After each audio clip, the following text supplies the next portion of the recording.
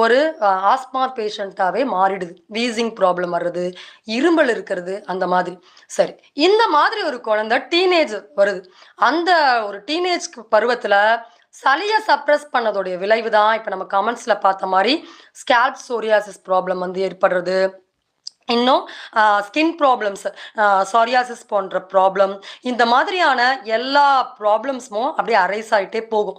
So அதுக்கு அடுத்து adult கண்டிஷனுக்காக போகும்போது கிரானிக் ப்ராப்ளம்ஸ் இன்னைக்கு ஃபேஸ் பண்ணிட்டு இருக்கக்கூடிய எல்லா ஆட்டோ இம்யூன் டிசார்டர்ஸாக இருக்கட்டும், இல்லை உடம்புல இருக்கக்கூடிய அதிகபட்சமான வலிகளாக இருக்கட்டும், இது எல்லாத்தோடைய காரணமே நம்ம உடம்புல இருக்கக்கூடிய சளியை நம்ம வந்து தேக்கிய இல்லை சப்ரஸ் பண்ணதுடைய ஒரு நிலைதான் இன்னைக்கு இந்த மாதிரியான விதவிதமான நோய்கள் அதிகமாகிக் கொண்டே போகுது.